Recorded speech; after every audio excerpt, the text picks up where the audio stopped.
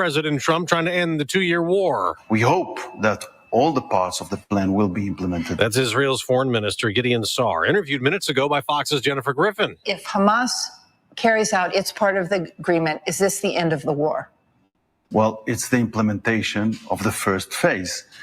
We don't have any intention to renew the war, but parts of the commitment is, for example, the disarmament of Hamas, that they will lay down their arms. Now, the agreement's been cheered in Gaza, where Palestinians were singing and dancing, hopeful about the end of the fighting, and in Israel, too. Singing, dancing, fireworks in the street. I want to thank President Trump for bringing this amazing victory. Gil Dickman's cousin was killed in captivity, but he's joyful that others will return home safe. Fox's Jonathan Savage. Part of the plan, Hamas would release all the remaining 48 hostages, 20 of them believed to be alive. We expect to hear from President Trump next hour at a cabinet meeting. He posted on Truth Social, "It's a great day in the Middle East." And moments ago, Israel's Prime Minister Benjamin Netanyahu posted on X, "Give President Trump the Nobel Peace Prize. He deserves it." For a 9th day, the government is closed, with a standoff getting even more heated in Congress. Fox's Chad Perker reports. House Speaker Mike Johnson challenged Democratic Arizona Senators Mark Kelly and Ruben Gallego after they protested outside the Speaker's office. I'm going to get back to work. These gentlemen had a publicity stunt here. You see the issue. They need to go and vote to reopen the government. Get your point back. The House has done its work. And even if they do anything, Democrats keep demanding that health care provisions be included in any funding bill. America's listening to Fox News. Let's go! You're still glowing, flirting, grooving. You still got it. But your immune system weakens as you age, making it harder to fight flu, pneumococcal pneumonia, RSV, and COVID-19. Vaccines are a key part of any health routine and help strengthen your immune response. Ask your doctor or pharmacist which vaccines you need. Schedule in minutes at vaxassist.com. Sponsored by Pfizer. Hey, can you blow up some balloons for Jack's party? I can't. I'm so congested. You need Sinex Severe from Vicks. Sinex Severe Nasal Spray. Yeah, just Sinex. Breathe.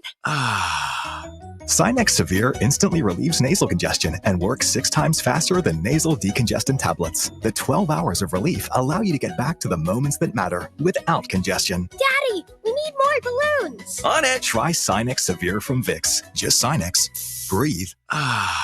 Use as directed. Stocks are going down on Wall Street so far this morning. The Dow is losing 151 points, a 49-point drop for the NASDAQ. The S&P 500 is off by 14 points. But one stock taking off is Delta, up almost 7% after the airline told investors when reporting earnings it expects a surge in demand for holiday travel. The CEO, Ed Bastian, says there has been no pullback in demand in both the front of the cabin and the back of the cabin, although the premium seats, they're selling better. Revenue in that division up 9% in the quarter. Corporate travel rebounding up 8%. Fox Business Network's Lauren Simonetti.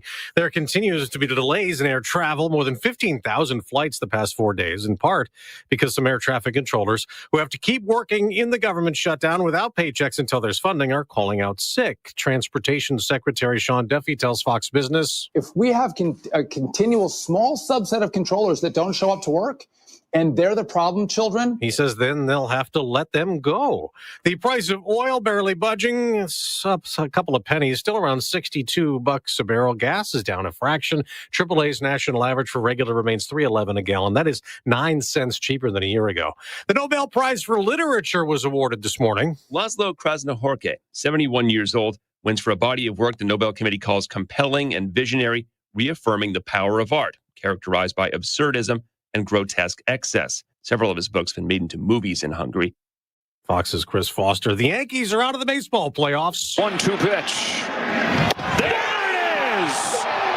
The Toronto Blue Jays have punched their ticket to the championship series. Beating New York 5-2 to advance on FS1. Detroit also beat Seattle. While in the National League, the Chicago Cubs and Philadelphia Phillies both want to stay alive.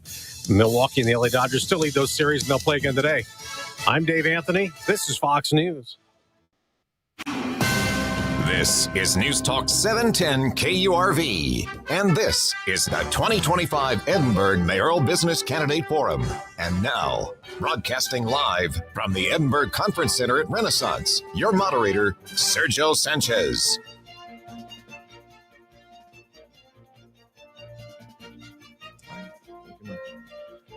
Time is 9:05.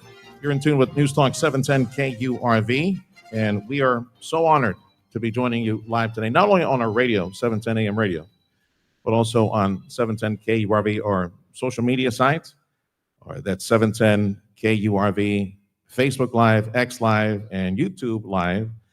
The Edinburg Chamber of Commerce has invited us to provide this live broadcast to get to know some of the candidates that are running for City Hall.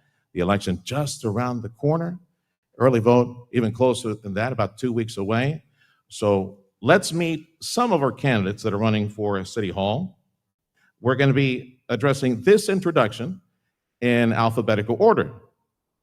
And then I'll try to mix it up so that way when I actually ask the questions, people have a chance to think about it, chew on that before they answer the question later on.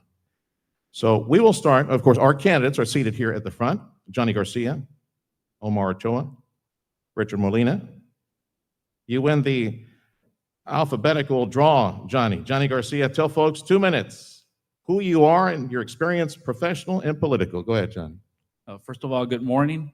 I just want to take this opportunity, first of all, to thank the Edinburgh Chamber of Commerce, of course, you, Sergio Sanchez, for moderating this debate this morning, or this forum.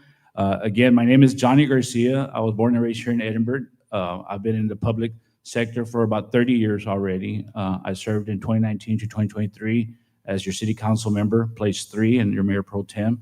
I also served on the Rio Grande Valley Development Council across the whole entire region. And I've also served on the Parks and Recreation Board. I've served also as a member of the Rio Grande Valley Law Dogs and also the Patriot Guard Riders. So we work a lot with the veterans. I also was president of the Edinburgh Crime Stoppers for over 10 years. I operate as a business partner with Ceballos Diaz Funeral Home. I've been a funeral director for 34 years. My degree is in mortuary science and also in theology. And so I've had the privilege to serve this community for 30 years. Thank you. Thank you, Mr. G. Richard Molina, say hi and tell folks about your political professional background. Good morning, everyone. I'm Richard Molina. I am a candidate for mayor. I am your former mayor, and I look to be your future mayor. First and foremost, I want to thank God for the opportunity to be here, our Lord and Savior, Jesus Christ. The reason I bring that up is because I've been through a whole lot in my lifetime. I have a lot of life experiences. And when you've been through the things that I've been through in the Army, as a police officer, and running for politics, you become very spiritual. So I want to thank God for the opportunity to be here so that you guys can hear my message. And there's a few things that I want to cover because I have a short period of time. But really, I want to thank the Chamber for putting this together. You know, there's a lot of people that are watching this online, but I wish the turnout would have been better because we haven't had a debate yet where people don't show up. So this is the type of community involvement that you get. This is what you look at a city council meeting. So you all that are in this room are really the ones that are involved because you want to know what's going on and who's running and what this is about. And I'm glad that you guys showed up. I'm glad that Sergio put this together, and I'm glad that Ronnie actually fought the good fight to continue it rolling, and we're here today. So I want to talk a little bit about my experience. The position of mayor is free. You don't get paid anything. It is a volunteer job. And I have a lot of experience as a volunteer, okay? I'm service background. I'm a United States veteran in the U.S. Army Infantry. I am a former police officer with the city of Edinburgh. And I became interested in running for office during my time working the city council meetings. I wanted nothing to do with politics. But when I was working the city council meetings, that's what's intrigued me to run and to get involved with our community. So, is that time? 10 seconds. Okay. So guys, I've been volunteers, Amigos del Valle, booster clubs, Lower Grande Development Council, countless hours of volunteer work that has prepared me for this. I look to be your mayor again and serve as a volunteer. And I will continue to volunteer like I do at the schools and everywhere else that I've been doing. God bless you. Thank Omar Ochoa, say hello. Tell folks about your professional and political background. Hello. Thank you all so much, the Chamber, for putting on this wonderful event. To everybody that's here present, who's listening live, and who's watching on the social media pages. For Johnny and I, this is our third forum, and I love having these events. I think we have 2 more after this, if I'm not mistaken. But I love talking about the city of Edinburg, the city that I love so much. I was born and raised here. I went to Freddie Gonzalez Elementary School, Memorial Junior High, and graduated at the top of my class at Edinburg North High School. My entire life has been committed to service and to excellence. I went to UT Austin on a full academic scholarship. Nobody gave that to me. I graduated with degrees in business honors and accounting and a master's in accounting. After that, I went to Detroit and I worked for the CFO of General Motors, where I helped to analyze billions of dollars in business results. But I went back to law school, back to UT, and graduated again near the top of my class there. After that, I worked for a couple of federal judges and then worked for a law firm in Houston, where after a few years of doing that, I was recognized as one of the best young trial lawyers in the country at a ceremony in Washington, D.C. But I brought it all back home.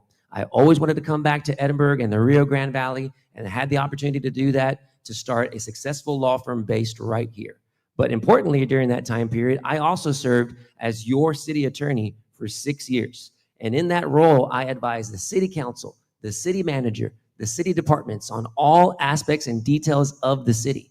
I had to know inside and out all aspects because that was the only way that I could give great advice. So I say this not lightly. I am the most experienced, the most knowledgeable candidate for mayor in this race. We are looking to move Edinburgh forward in a positive, optimistic direction, free of the chaos and the baggage of the past. I hope everybody is as energized as the future as I am, and I look forward to these questions. Thank you, Omar. Okay, so let's talk in the always popular topic of taxes. And I do this as a favor to Fern McClarity and the gang from the House, so that way they can listen and then go to breakfast at Denny's as quickly as possible. Okay, so the city of Edinburg, most recent budget, looking at the 23 numbers, property tax, 64 cents per, was lowered from 64 to 63 cents, $100 valuation. So the question, do you plan to maintain the current tax rate, or do you believe adjustments are necessary near future, either increases or reductions? So let me change things up a little bit. Let's start with Richard Molina on that topic. Go ahead, Richard. Yes, the issue that's happening with the taxes is very simple. The tax rate, you could continue to drop it, but you're not going to see a substantial savings because your appraisal value keeps going up. So we're at 64 cents. You can go to 63, 62, you can go to 60. It's not going to make a difference because what happens is when you get your tax bill, your appraisal value is going to go up. So you're not going to see any savings.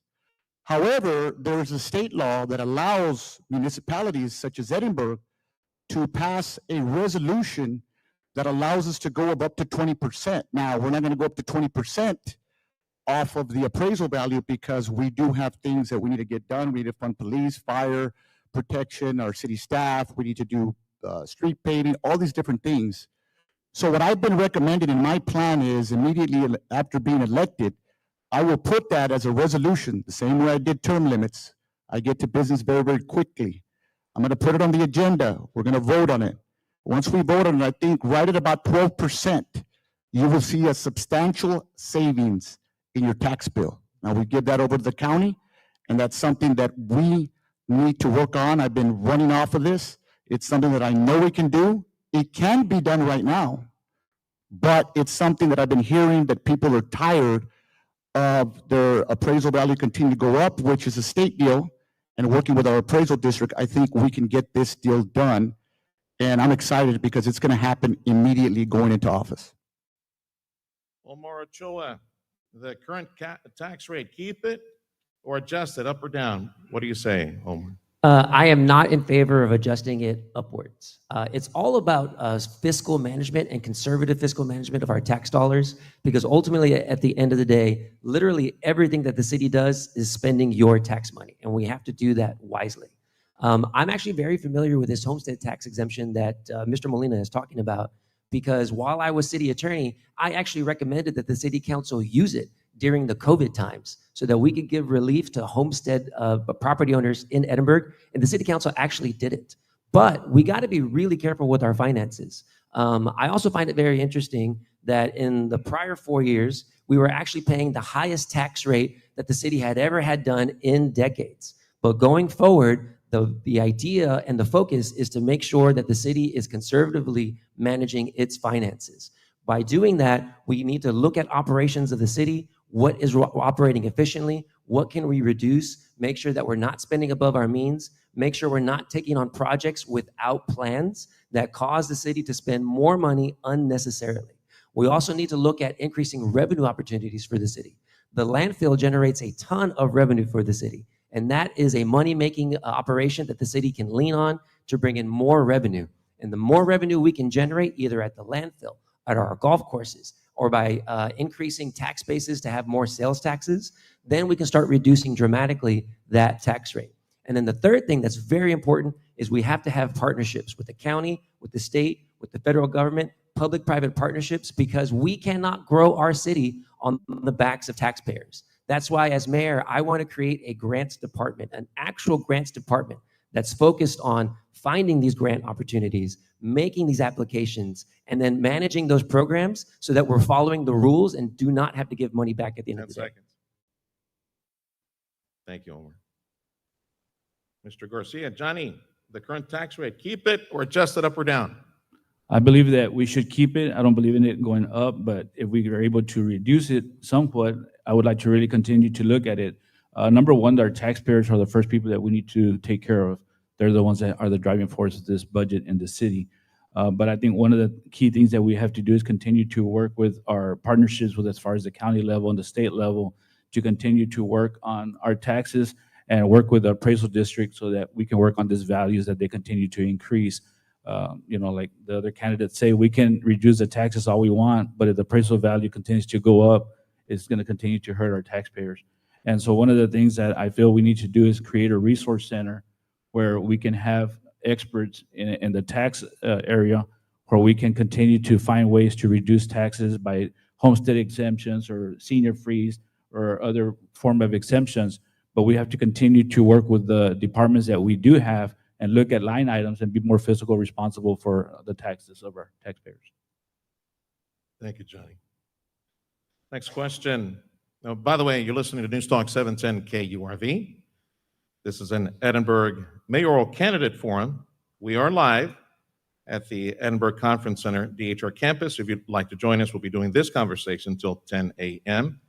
Of course, this is also on social media. You can revisit this broadcast later in the day on YouTube, 710 KURV, also on X and Facebook, 710 KURV. I'm Sergio Sanchez, and we'll be doing the mayoral candidate conversation until 10 a.m. Omar Ochoa, I guess this question first.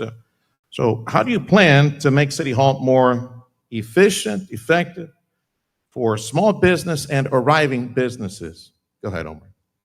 Absolutely. So Edinburg is blessed. We are the fastest growing city in the Rio Grande Valley, one of the fastest growing in the state, and we want this momentum to continue forward into the future.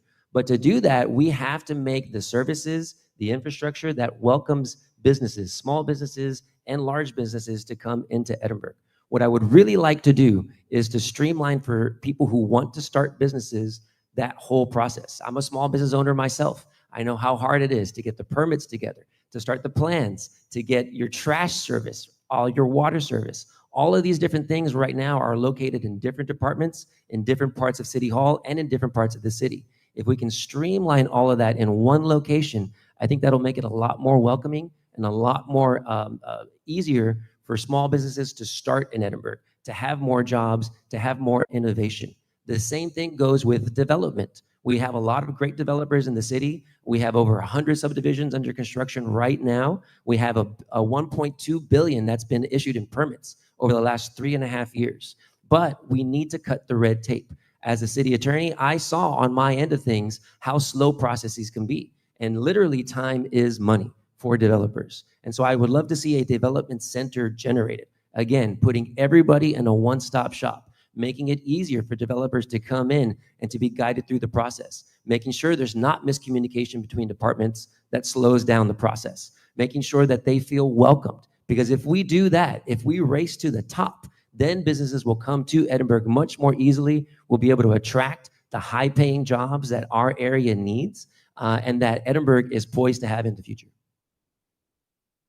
Johnny Garcia, how do you plan to make City Hall more efficient, more effective when it comes to helping out small business and arriving businesses?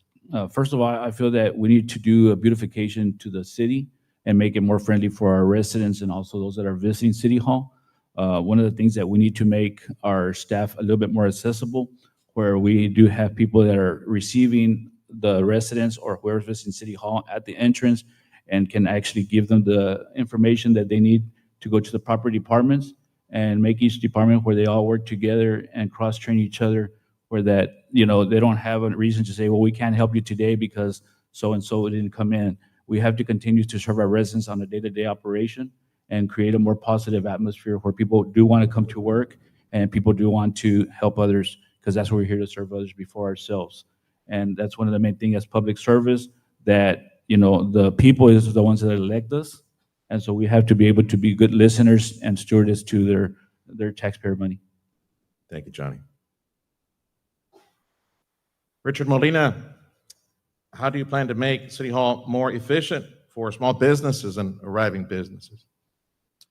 Yes, when I was mayor, we had already streamlined the process. As a matter of fact, that's why we became the fastest growing city while I was a mayor.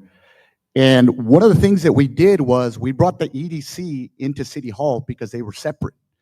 So what happens is the EDC department wants to have its own identity, but in my opinion, it shouldn't, because you have to work together to find out what businesses that are coming in. So when I was mayor, you could go into City Hall and you could talk to both the city manager and the EDC director at the same time.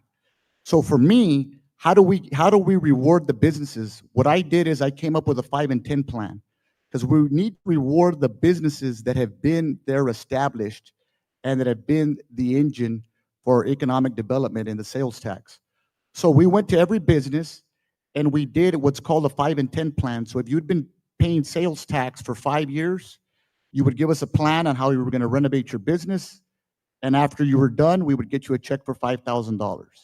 If you had been paying sales tax for 10 years, then we would go do the same thing and we would give you a check for $10,000. So we were able to help out a lot of businesses, believe me, that needed new air conditioners, tables and chairs.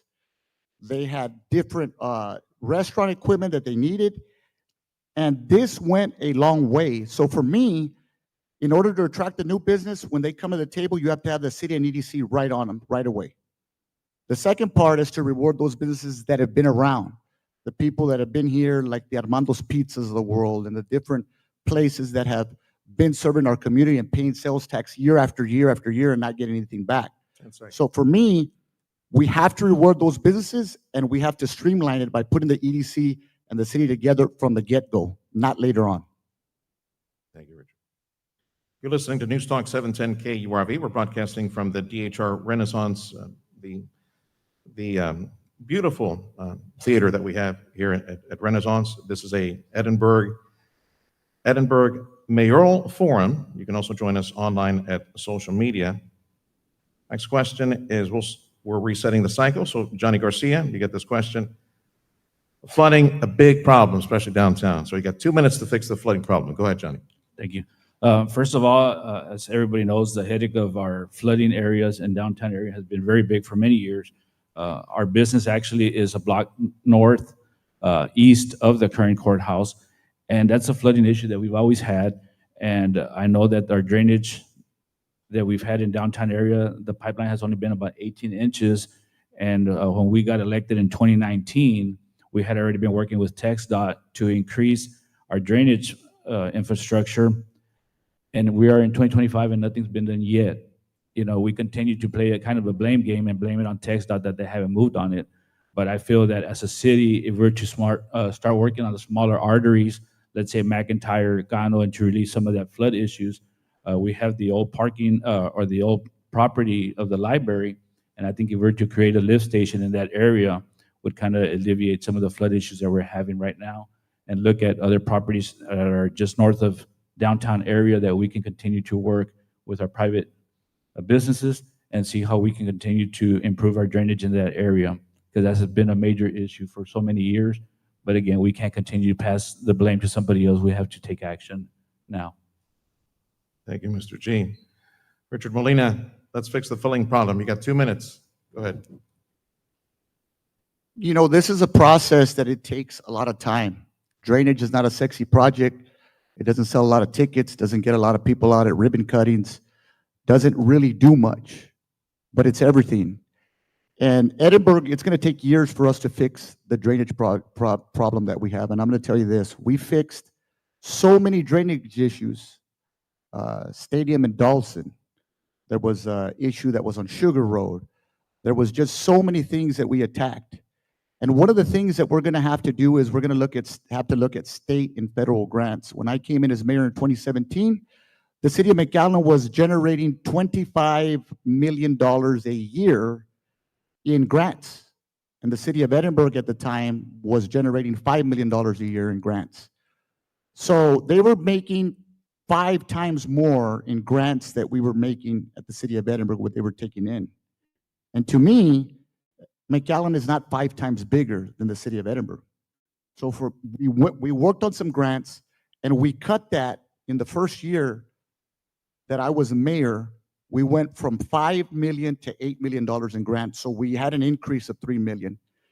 When we get those grants, those matches, that's able for us to do the drainage projects that we're seeing today. So it's very important for us to get those federal grants to speed this along through federal and state so that we can expedite these projects. Because a lot of it is all about planning. The money goes to the engineer and the architects, and we don't get anything done.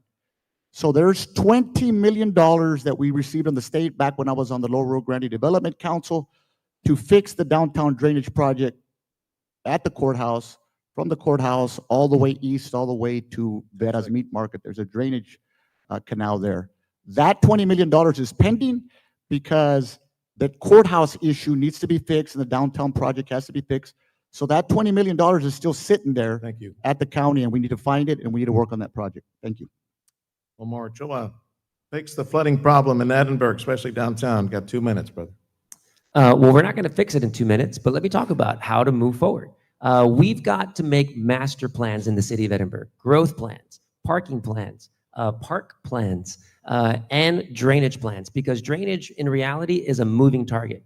As our city continues to grow, drainage patterns change. When more subdivisions go up, water travels in a different direction. But if we can stay ahead by knowing where the growth is going, by adjusting our drainage patterns based on that growth, then we'll be able to make the strong infrastructure investments to stay on top of this so that we don't fall behind again. But it does take planning. As an example, in 2018, the city council at that time asked the residents to pass bonds of $20 million to fix drainage in different areas of the city. To this day, those projects are still not finished. And the reason that was done, there were no plans in place, there was no budgets, we didn't know what we were getting ourselves into. And the aftermath of that has been horrible for the city. The more that we can plan ahead, the better we will be able to use our tax dollars and invest wisely in the city, not in a financially mismanagement type way. It's also important that we have to play a regional role in this. There's a lot of different things that Edinburgh can do to improve drainage, but we are connected to other cities that water travels through. And this is going to take a regional solution in addition to a local solution. That's why these regional partnerships with the county, with the state, and with the federal government are so important. And the only way we will be able to stay on top of all of these things is by making the right financial decisions on behalf of the community. Specifically for downtown Edinburgh, if we can fix the flooding issue, if we can fix the parking issue, I think we're going to see a lot more investment in that area. But it's going to take master planning, and it's going to take partnerships to be able to improve that. We have an optional 2-minute break right now. If you want to get up, stretch your legs, if you wish, you can take it. Let's do a little bit of vote here. You guys want to take a break? Yes? Yes? Okay. They said yes, Freddie. Let's go back to the mothership for 2 minutes. This is News Talk 710 KURV. I'm Sergio Sanchez. We're at the Edinburgh Conference Center at Renaissance. You can come and join us. We got about 30 minutes left in this conversation with the majority of the mayor candidates for our city of Edinburg. 10 o'clock hour, we'll have a chance to meet some of the folks that are running for City Hall. This is News Talk 710 KURV. Back to the mothership for 2 minutes.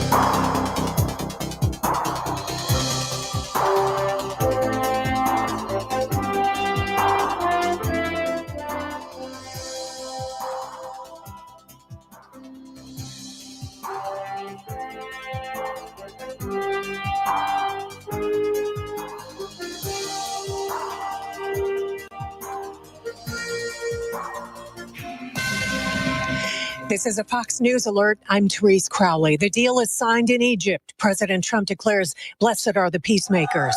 With excited relief from Israel to Gaza, the Israeli government about to vote on a peace deal with Hamas to begin with ceasefire, the release of all 48 hostages, then nearly 2,000 Palestinians. U.S. Ambassador to Israel Mike Huckabee tells Fox. The president made it very clear two things had to happen. Hamas had to deliver all the hostages, and then they would have to recognize they don't have a future in Gaza. And the consistency and clarity of the president's message is part of the reason we're here today. Hostage release expected Monday. Bipartisan praise for the president, but pitched political battles in D.C. over reopening the federal government day 9. The IRS plans to furlough nearly half its workforce, 40,000 people. America's listening to Fox News.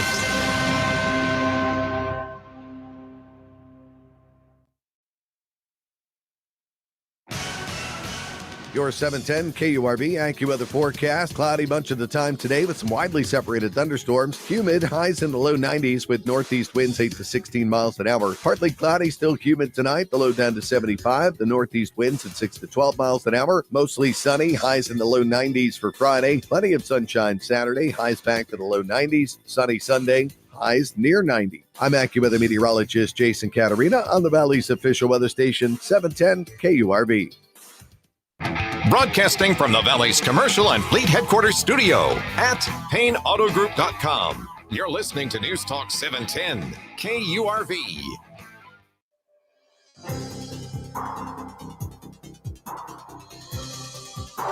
KURV and our social media platforms as well. We're doing 710 KURV, Facebook, X, and YouTube Live. This presentation comes to us from the Edinburg Chamber of Commerce. They have elected many of the candidates that are running for City Hall.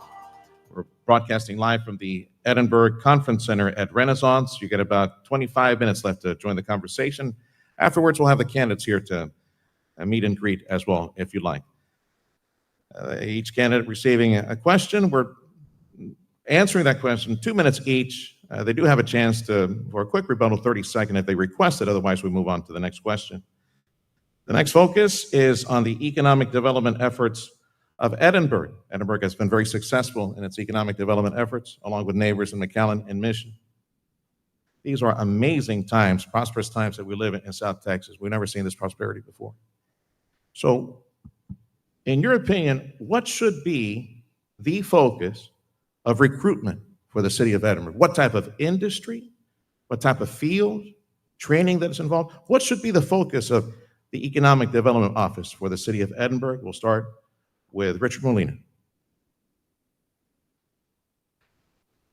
Our focus should be the medical, because we've already established ourselves and invested a lot of money in the medical school. So there's an old saying, put your money where your mouth is. And our money is putting on this medical school and the growth of creating doctors here from the RGB. So when you look at that, we've continued to expand our healthcare. One of them is here at DHR, another one is at South Texas Health Systems. And when I was mayor, we did those expansions. But there's still a high demand, because that's one of the jobs in the medical field that creates a lot. And you have to admit this. Yes, there's a lot of issues with our heritage and things like that, nutrition, exercise, all these things. But we lead the nation in diabetes and heart disease. So that's exactly where we need to keep investing our money. We need to keep recruiting medical, getting more doctors here from the RGV so that they don't have to go anywhere else. They can work here. The same thing with registered nurses. Everything that you would think of in the medical field is where we need to continue to recruit because that's our strength. And there's no reason for us to look at other industries right now because that's where all our money is invested. The city of Edinburg gives $1 million a year to the medical school. So we're already invested. So if we're going to go grab money somewhere else and not be fiscally responsible and go spend it somewhere else to try to recruit something, we have all of our employees working at DHR and South Texas Health Systems. So it's very important. Yes, is there any other things that we need to work on? Industry, absolutely. If you look at our industrial park, we need to be more aggressive in recruiting. 10 seconds. Richard. Okay, we need to be more aggressive in recruiting other industries out there because that is a corridor, 281, that goes all the way to Chicago, and that's something else that we need to look at. And we need to use our EDC to continue to recruit people. Thank you. Omar Ochoa. So what should be the laser focus of recruitment efforts, economic development for the city of Edinburg? Yeah, so I would love to see an increase in healthcare jobs, in technology jobs, and in trade skill jobs. On the healthcare side, I agree. We have a lot going for our city. 2 major healthcare systems in DHR and South Texas Health Systems, and Driscoll Hospital. We have a medical school here at UTRGV. It's a wonderful thing. But there's more to it. We have Zoho that's moving in the Echo Hotel, bringing in a new technology company footprint. They have a larger footprint on the north side of Edinburg that we hope that they will increase. There's opportunities to bring in even more tech companies if that ends up getting legs. And then the third is the trade skills. In addition to these professional jobs, there are other kids who want to do other things. Not everybody wants to go to a 4-year college. Not everybody wants to get a professional degree. But having a trade school on the north side of Edinburg, which I think is something that I really want to do when I come in as mayor, we can have electricians, plumbers, HVAC specialists, more opportunities for more people to have high-paying jobs, not just in the professional fields. For me, I really think that the biggest asset for the city of Edinburg is the age of our workforce. The average age is 29 years old, right? We have a workforce that is ready to go. But on the flip side of that, our biggest challenge is training them up.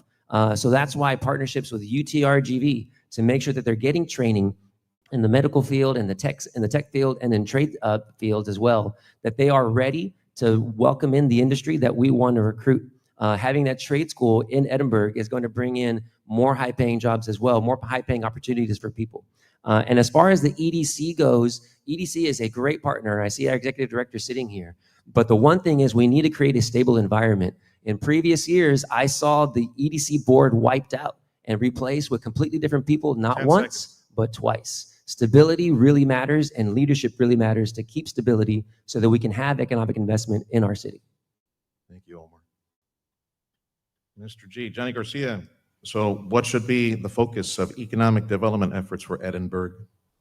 Thank you. I think one of the first main issues that we need to continue to do is to have the right leadership in the Economic Development Corporation. You know, we have a good leader presently, and we have to continue to give them the resource to go out and seek new investors into our city. Back in 2019, 2020, when we were serving on the council, one of the things that we did was restructure the Economic Development Corporation board. And what we did is we brought several individuals that brought their own wealth of knowledge in their industry so that we can continue to expand the economic development, because it's not just about the health issues and bringing in more health services. We do have 3 major health systems already in Edinburg, but we have the largest university in south of San Antonio. But we have so much growth, as we said so many times, we are the fastest growing city in the entire Rio Grande Valley. So we have so many stakeholders that are important in our community.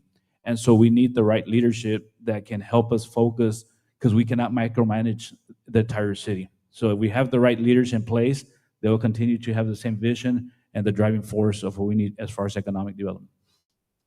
Some of these themes and questions that I'm asking are an amalgam of questions that were sent in to the Edinburgh Chamber of Commerce. By the way, we want to thank the participants who sent in that to our Edinburgh Chamber of Commerce office. The next is innovative funding. Like, where do we find the cash? Because this is, yes, one of the fastest growing communities in the country, and the economy is just growing left and right. It's a gangbuster. And that puts a lot of stress on City Hall for infrastructure, pipes, water, sewer, all those things. So where do we find the money to plan and prepare innovative funding ideas from the candidates. Let's start with Omar Ochoa. You got 2 minutes. Yeah, I love talking about this, right? New ideas, new ways of doing things. That's what we are all about, moving Edinburg forward. In the past, we have relied, I think, on public-private partnerships in the wrong way. We really need to emphasize the public's part of that and not so much the private part of that. But partnerships with the independent sector is very important. And I'll give you an example.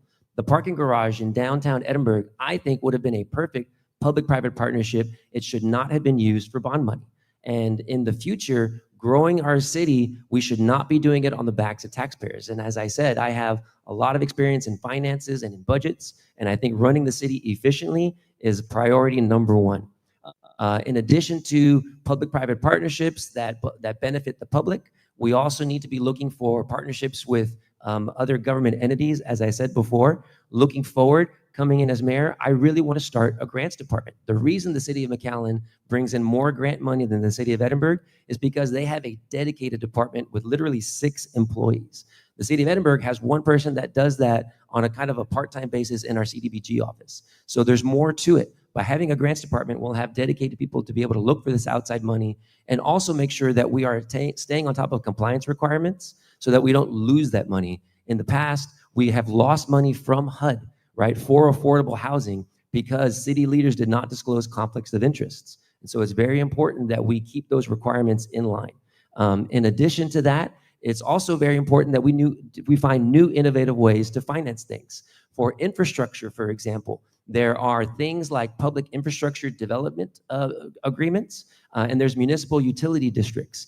These are instruments of state law that are used in other parts of the state of Texas, but nobody uses them in the Rio Grande Valley. If we can get into these new innovative ways of financing public infrastructure, not just by asking you, the taxpayer, to pay a bond each time, we'll be able to grow our city in a financially conservative, smart way. Innovative funding ideas. Johnny Garcia, what do you say? I think one of the main things that we need to work on is continue to bring resources to our sanitation department where we can continue to increase our revenue coming out of the sanitation department and also from the airport. You know, we do have an airport on the north side of town for many years, and many people don't even know that we have it in our own city. So I think by bringing some growth into the airport, it will create more revenue and continue to work with private partnerships that are willing to invest in the city of Edinburg. But we have to first go back to our basic fundamentals and repair our areas in order to create more growth and have people want to invest in our city. You know, we have a lot of issues with the downtown area that we continue to talk about, but it's been neglected. We're developing other areas across the city to every direction, north, south, east, and west, but we're forgetting about the core of our city, the heart of our city, where we do have a lot of investors, but there's no money coming to them. So we have to create a better atmosphere of beautification in order to attract more businesses so that we can continue to do these partnerships. Richard Molina. Ladies and gentlemen, when I was the mayor, we were already beefing up our grants department. I was clueless that apparently that might have been dismantled since I left. But we had actually went, because I was so adamant on competing with McAllen, that we were able to hire the director of grants from the city of McAllen. She worked for us. And we were already working on that process of state and federal grants. So what McAllen was doing, we said, hey, let's make the trade and bring her over to Edinburg, which we were able to do. She's no longer there, but that is disappointing to see that that grants department has now become contract. Of course, we need to beef that up. That's something that I've already been working on, and I've already told you that we increased it up to $3 million in the first year. But we have to continue to focus on grants, because if we're not getting matches and we're not getting federal and state funding, it's going to fall entirely on the local taxpayer, and that is something that we cannot do. But as far as problem solving, we need to recruit the very best of the best. And it's very important that we bring in the people that are qualified for those positions and people that have experience in grants, that have resumes, and that have a track record of being successful in bringing in grants. So the way that we're going to attack this is by getting extra monies, because that's the only way that we can progress, and that's the only way that we can be successful. So, I talk about McAllen because there's 2 cities in the entire Rio Grande in the entire Hidalgo County that are 100,000. It's McAllen and it's us. Nobody else even comes close. It's 1 and 2. So for me, if McAllen is doing it, we have to play copycat and do the same thing. I want to give you one more question.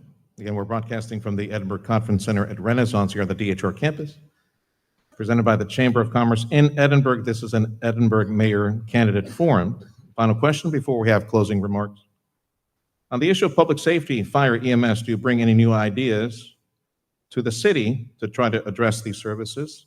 And this question goes first to Johnny Garcia. Go ahead, Johnny. Thank you. First of all, like we've all been saying, that we are the fastest growing city in the entire rally. We have to continue to be competitive when it comes to our police wages, our fire department wages, but it also includes our public works. All those 3 departments are part of our safety, and we have to continue to get grants so that we can continue to provide the right proper resources for our fire department, for our police department, and public works to do their job safely. Many times when I was on the council, we saw the public first be the first line of defense when we had disasters. And it's important that we reward them for what they do also for our city. They're on call 24 hours a day. And so they have to see that we appreciate the hard work that they do so that they don't go to other cities. But it's all about partnership. It's all about recognizing the good work from our employees and understand that they are the driving force of the entire city. And again, it takes good leadership. And when you have good leadership, everybody else will follow. Everybody else wants to go to work with a more positive attitude. And our continued force will continue to grow. We have added so many more officers since 2019 to present time. And it's just the leadership that's going on right now with bringing in more officers as far as from the police department. Our fire department continues to grow, and our public works department is continuing to grow. On the issue of public safety, fire, EMS, and yes, public works. Thank you, Johnny. Richard Molina, ideas that you bring. I have been fully endorsed by the Edinburgh Fires Association. And I've been endorsed by CLEAT, one of the police unions. Ladies and gentlemen, that says a lot about where I stand with public safety as a former Edinburgh police officer. So it's a no-brainer that they would put their name on me because I have showed results. They hadn't had fire trucks in years. And I came in and gave them exactly what they wanted and what they needed to perform their jobs. The same thing with police. They wanted police cars. They didn't have enough police cars. We gave them exactly what they needed. And you're talking about these endorsements. They're putting their name openly on me, knowing that there might be ramifications if I don't win. But that says a lot where they stand. And that says a lot about how they feel about the leadership that I did when I was there. So they're asking for more police units. They have some coming, but they're getting them because it's election season. But they were neglected for 4 years.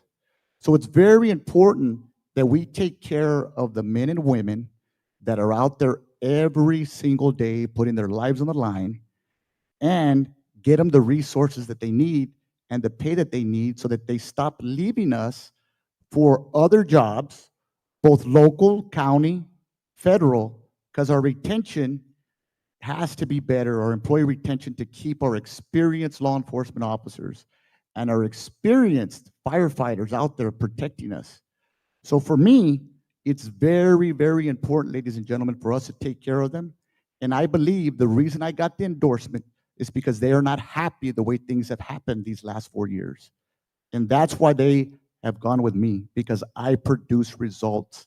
And it's not about talking, it's about doing. And that's exactly what I'm going to do for them when elected.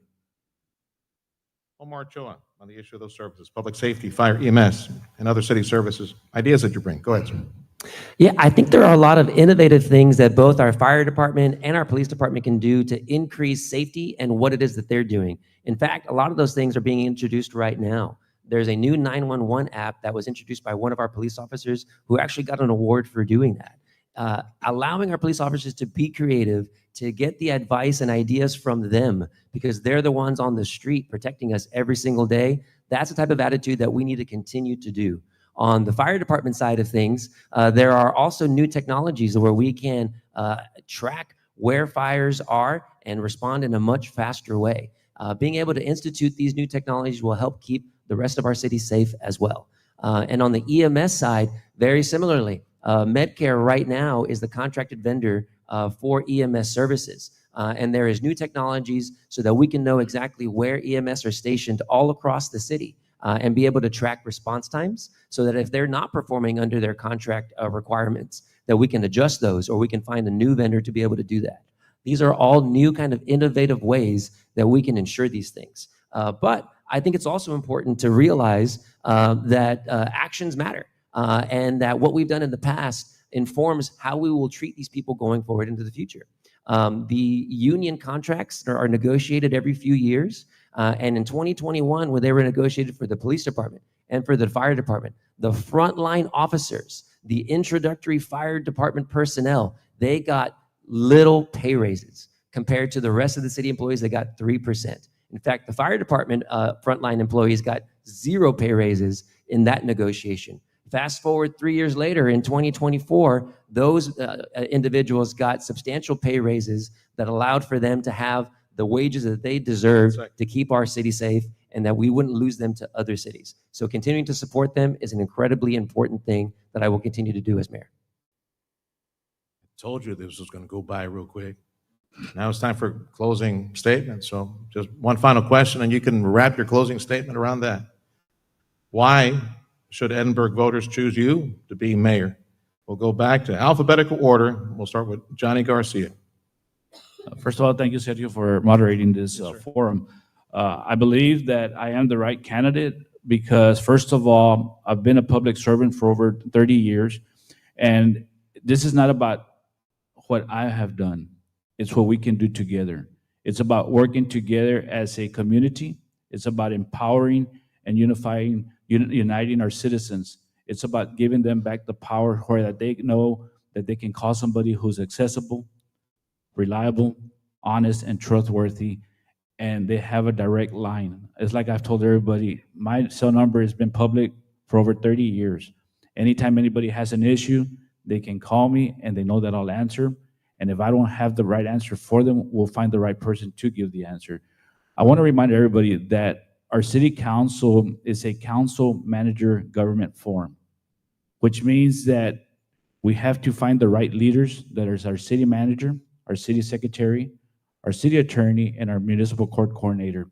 They have to have similar visions with the council and the mayor, but also be innovative and come up with their ideas.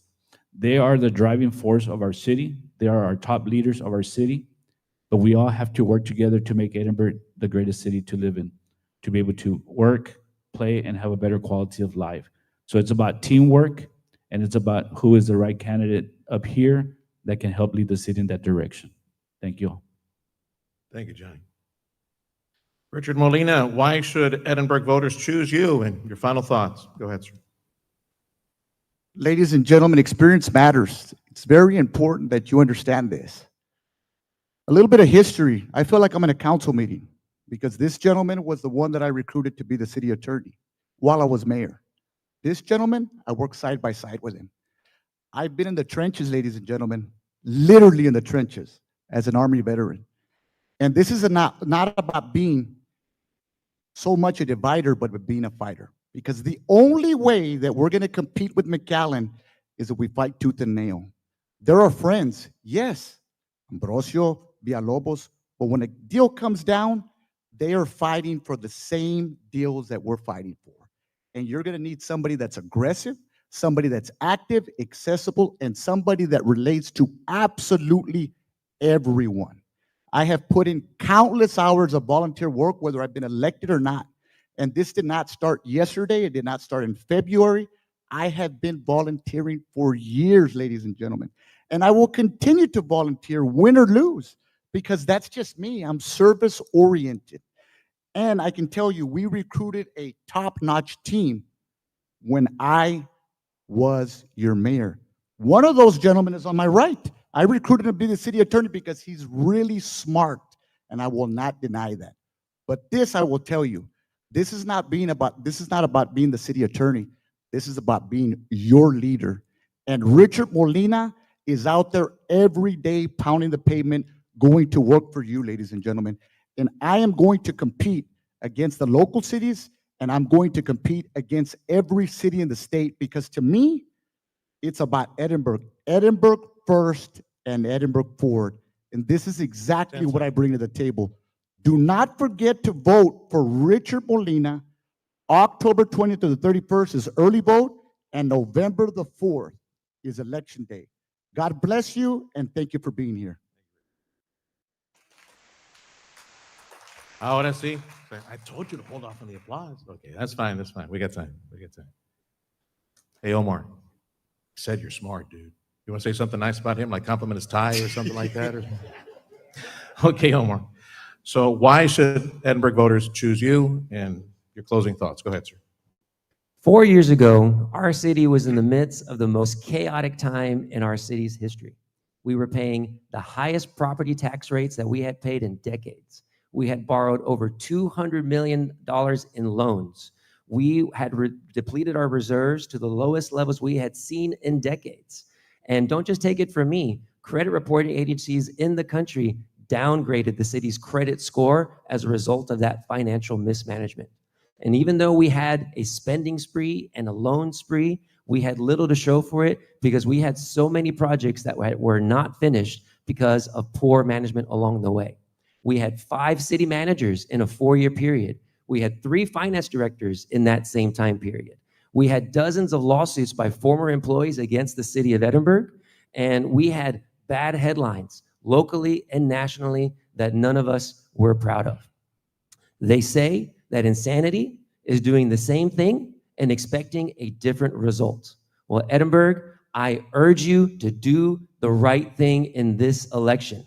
Let's move away from the backwards, the things of the past. Let's do things differently. Let's look towards the future, optimistic, new ways, new visions of doing things. The way that our city is going to grow is by being united, not by being divided. And in the past, we've experienced a divided city because of politics and because of political rivalries that literally just don't matter. And I'll tell you right now, even if you don't support me today, even if you don't vote for me today, I am going to be your mayor too, because I love my community. It's about the community over self. It is not about making decisions that are in your self-interest. It's about being there, showing up for the community, answering the hard questions, and getting things done. I am experienced as your city attorney. I know the details. I am not just here to talk about ideas. I'm here to roll up my sleeves to make sure that we get those things done and to answer your questions along the way. If you believe in this future that I do of moving the city of Edinburg forward, please join us in this campaign, and we'll do this together. Thank you, Omar. There we go. Now you can clap. And clap for all the candidates, please. Thank you. And I say this of all candidates, no matter their political stripes, because, man, it's a full-time gig. Aside from your job and your family and everything else, it's a full-time gig what you're doing. Thank you for stepping up and running to represent our community. Thank you for your efforts. Stick around, please. We are broadcasting from the Edinburg Conference Center at Renaissance here at the DHR campus.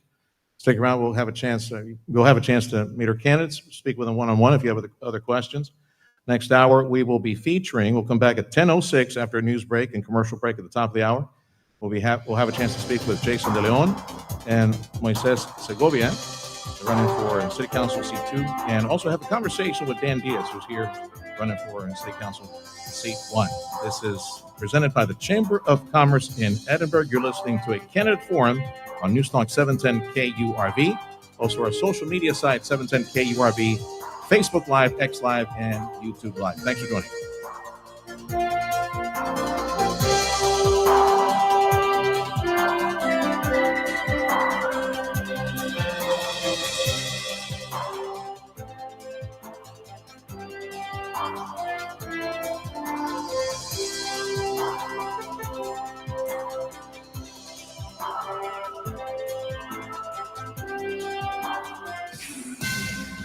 History's unfolding, and you're listening to it on News Talk 710 KURV, Edinburg, McAllen, Harlingen, Brownsville.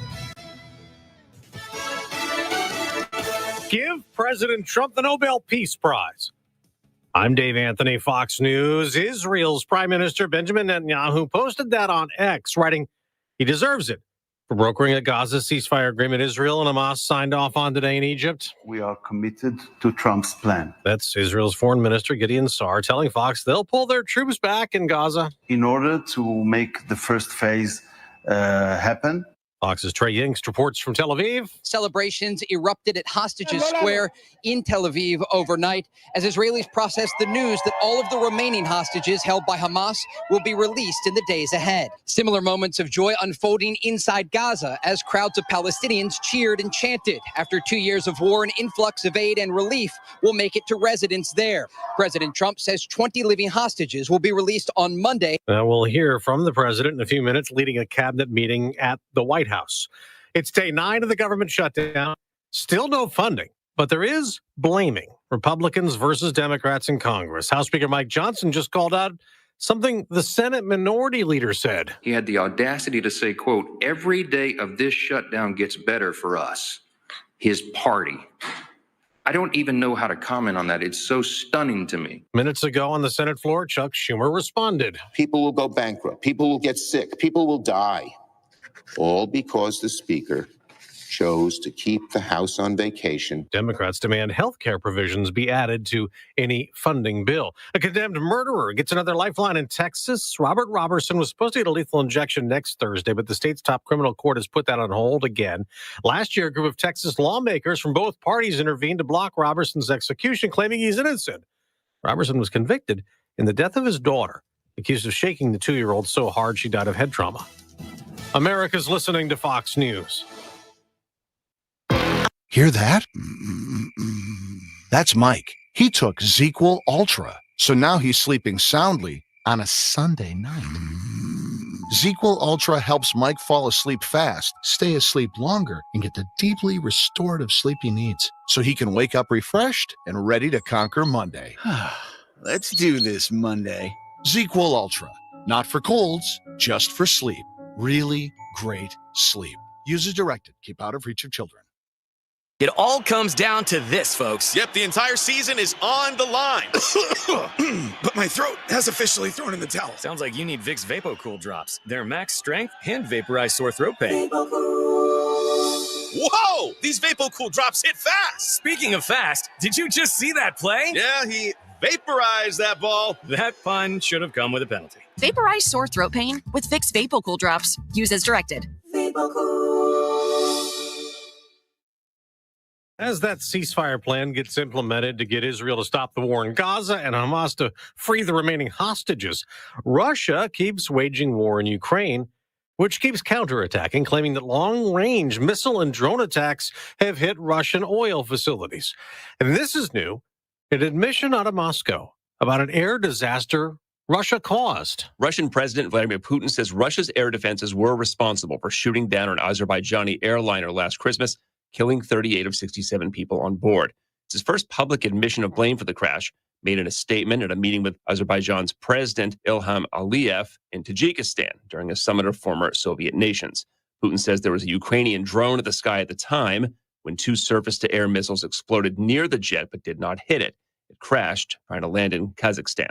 Chris Foster, Fox News. 2 Pennsylvania state troopers are hospitalized the morning after they were shot chasing a suspect in a robbery at a store in Guilford Township. They chased him on a highway in Interstate 81. He opened fire when troopers stopped his car. They won the gun battle, shooting back and killing him.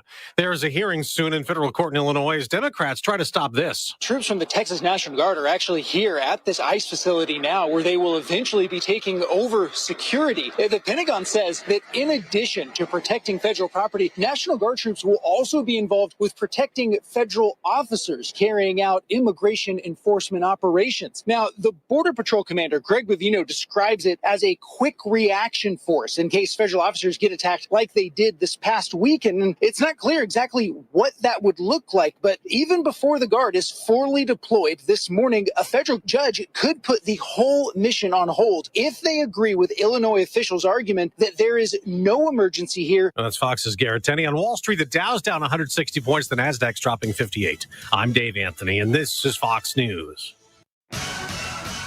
Your 710 KURV AccuWeather forecast. Cloudy much of the time today with some widely separated thunderstorms. Humid, highs in the low 90s with northeast winds 8 to 16 miles an hour. Partly cloudy, still humid tonight. The low down to 75. The northeast winds at 6 to 12 miles an hour. Mostly sunny, highs in the low 90s for Friday. Plenty of sunshine Saturday. Highs back to the low 90s. Sunny Sunday. Highs near 90. I'm AccuWeather meteorologist Jason Caterina on the Valley's official weather station, 710 KURV.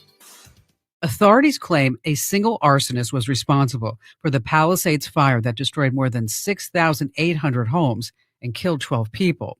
And they could not have found him without Uber and ChatGPT. I'm Kim Commando for Simply Safe. Visit simplysafekim.com to save 50% on a new system with a professional monitoring plan. There's no safe like Simply Safe. The ATF, LA Police, and the LA Fire Department claim the Palisades fire was started by 29-year-old Jonathan Rindernick. He was an Uber driver who lived near the neighborhood. On the night of January 1st, Uber's records show that Rindernick dropped off 2 passengers where the fire began. The passengers say he was angry and agitated. Prosecutors found he used ChatGPT to create images of a city on fire as thousands of people in poverty are trying to get past a gigantic gate with a big $sign on it. Let me tell you, digital records are very precise. Get my free newsletter at getkim.com. There's a new way to keep your home safe. It's called Simply Safe. It's completely different from what you think of when I say home security. You see, typical security systems don't prevent someone from entering your home. They only react when someone is already there. And that's too late. Real security stops a crime before it starts. That's why over 4 million Americans trust Simply Safe to keep their homes and their families safe. The moment someone steps onto your property, AI security cameras identify the threat and alert Simply Safe's professional monitoring agents. And they act immediately, confronting the criminal, and if they need to, trigger sirens and spotlights and dispatch the police. Simply Safe is like having your own personal security guard. And with a 60-day money-back guarantee and no long-term contracts, Simply Safe earns your business by keeping you and your family safe and satisfied every single day. Get 50% off your new Simply Safe system right now by going to simplysafekim.com. That's simplysafekim.com. There's no safe like Simply Safe. Broadcasting from the Valley's commercial and fleet headquarters studio at PayneAutoGroup.com. You're listening to News Talk 710 KURV.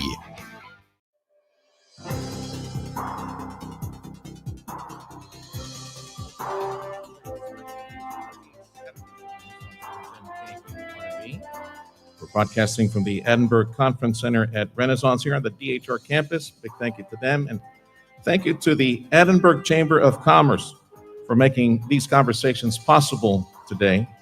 First hour, in case you missed it, we had a conversation with 3 out of the 4 candidates for mayor in Edinburg. And those conversations, you can go fish at 710 KURV, our X page, Facebook page, and YouTube, 710 KURV. Listen to the conversations we had on the most salient topics when it comes to managing our city of Edinburg in this amazing time of growth and prosperity. We're going to conduct now a conversation for the next 15 minutes with the 2 candidates for City Council Seat 2. And I will give 90 seconds to say hello at the beginning. And then we'll likely touch on 2, maybe 3, if we get lucky, 2 or 3 top issues, depending on how long their answers are.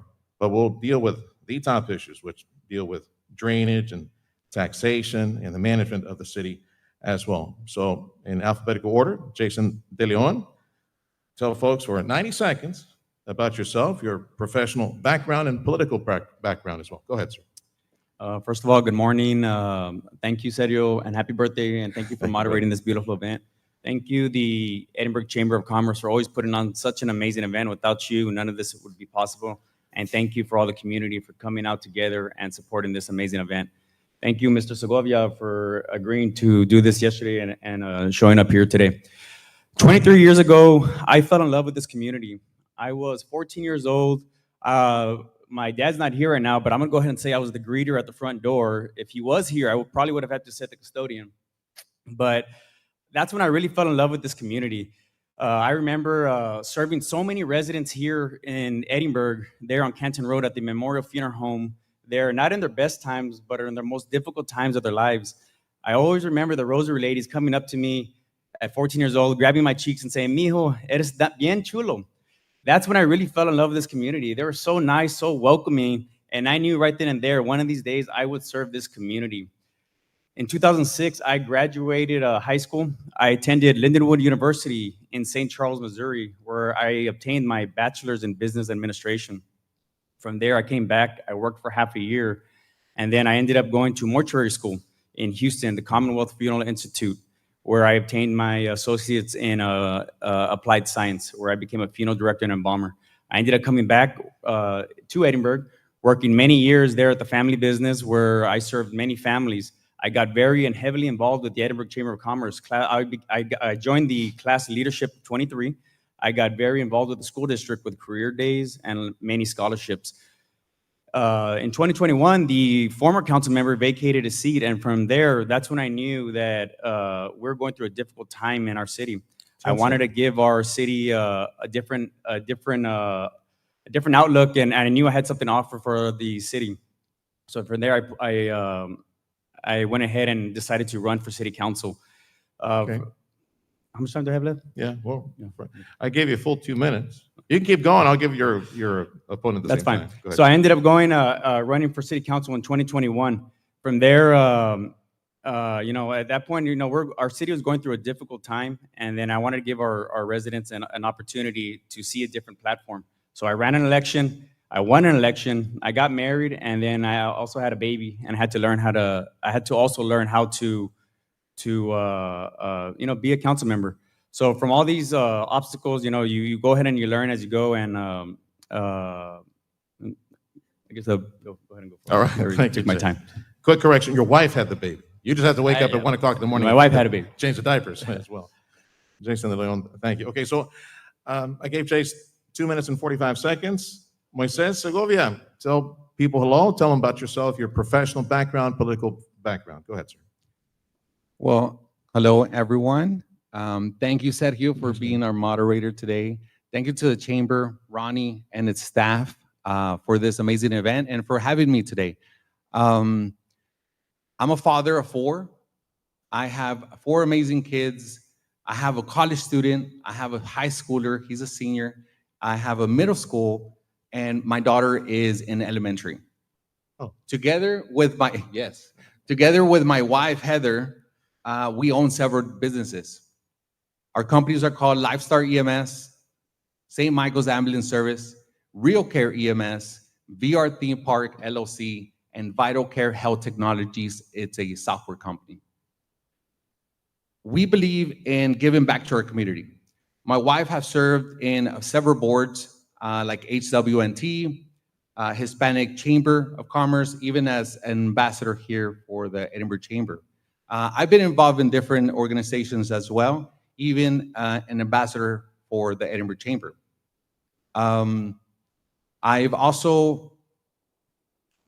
I've been honored to receive the Governor's Innovators Award, and also I've been Ambassador of the Year for the Edinburgh Chamber of Commerce.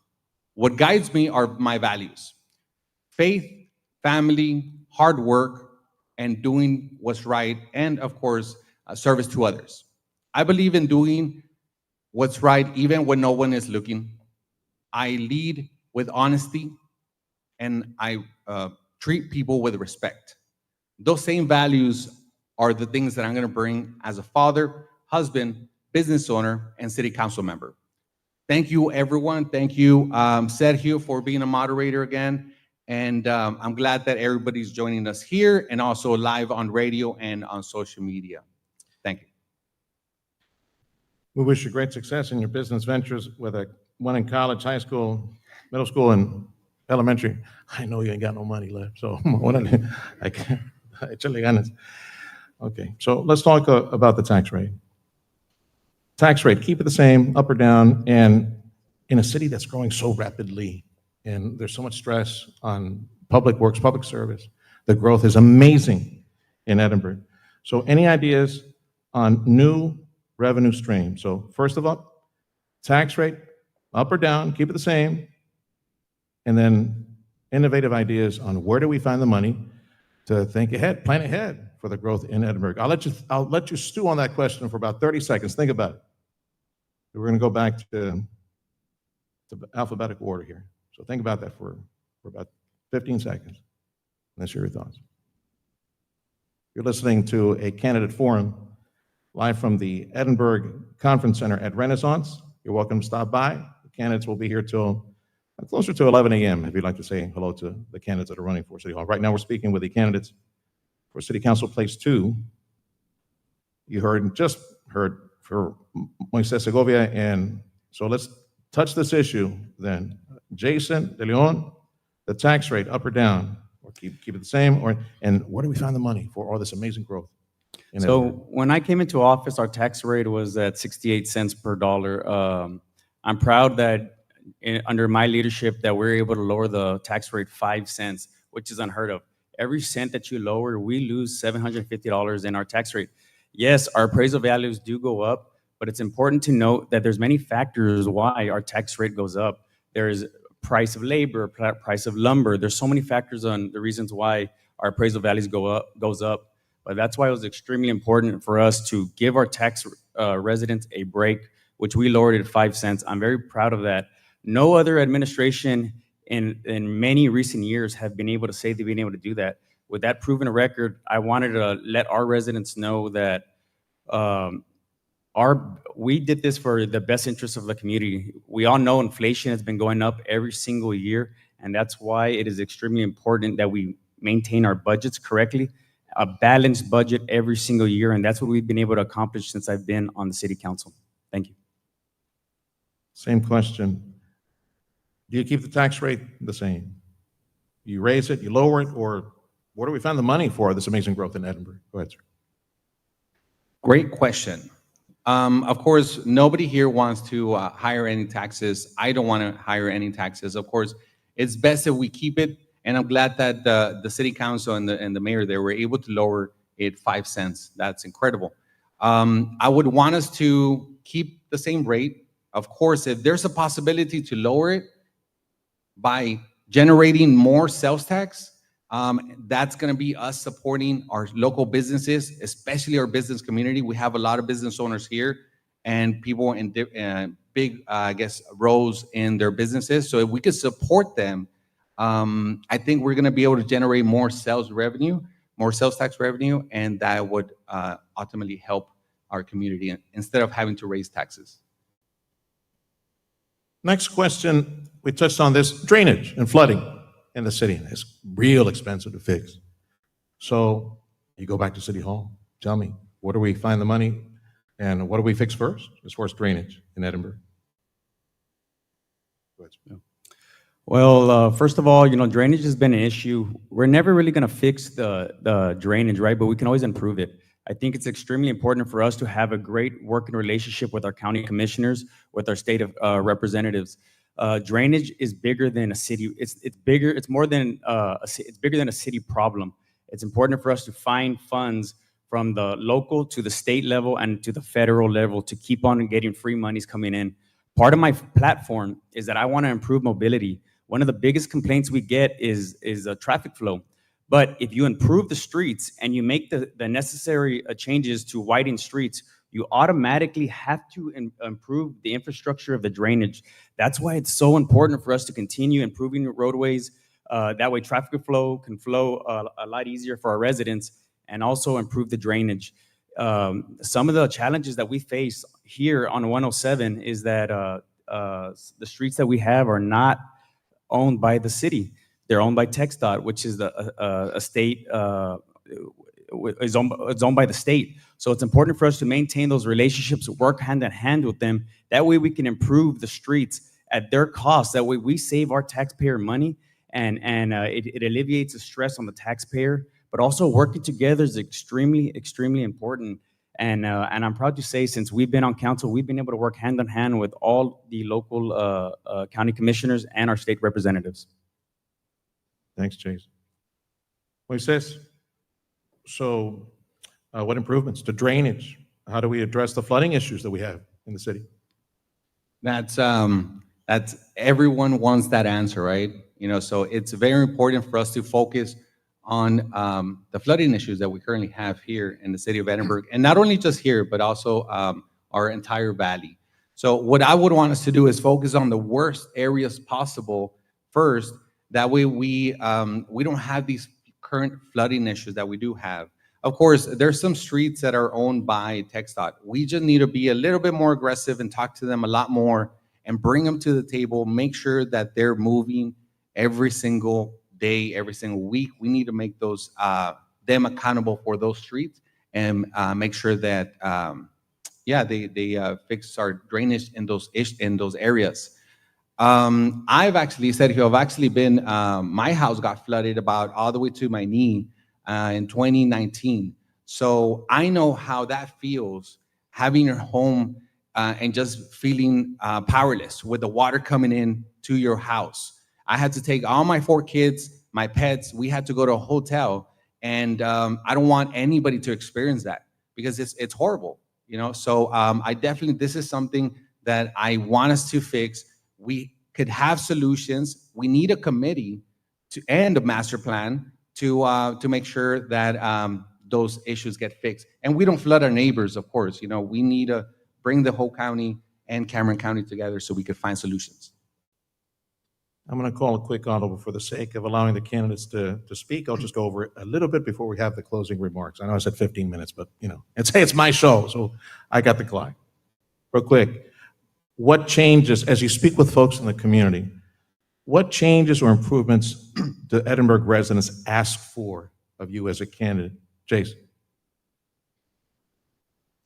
Can you repeat that? Changes or improvements to Edinburg. When you speak with the electorate, you go knock door to door and meet folks in the community. What changes or improvements do they ask for from City Hall? So one of the things that they've been asking for is some nightlife in our community. And I think the addition of the Vaqueros football team that we're able to accomplish this year is going to move that direction for our city. You're feeling it as every single day. You're feeling that Vaquero pride. You're seeing our town paint orange. One of the things I would love to see is that every single city buy into this program of the Vaquero pride. We know that if we're able to sell college football for the community, we know that the businesses and the entertainment's going to come. It's already happening here. We want to build downtown a college town by working with many businesses, reaching out to them, building those relationships. Guys, you have to be able to have more than 5 minutes of conversation with someone to build those relationships with people. It's important to have a strong network in our community. Talk to these business owners, listen to them, see what they want to have to bring those businesses into downtown. We're on the right path to doing that, and I'm looking forward to working with the UTRGV and all the local business owners so we can bring that entertainment into our city. Thank you, Jason. All right, same question. Moises. So as you meet voters, potential voters out there, and don't forget the election day is November 4th. Go out there and vote. It's a local election. It's important. As you meet the voters, so what changes and improvements are residents asking for? Go ahead, Moises. So Sergio, that is a great question. I've actually been out there meeting the community, talking to the people, knocking through a lot of doors, and I've met a lot of amazing people. We have so many amazing people in the city of Edinburg. And of course, a couple of things that they've mentioned is we do have a lot of lighting issues still currently in 2025 that we need to address.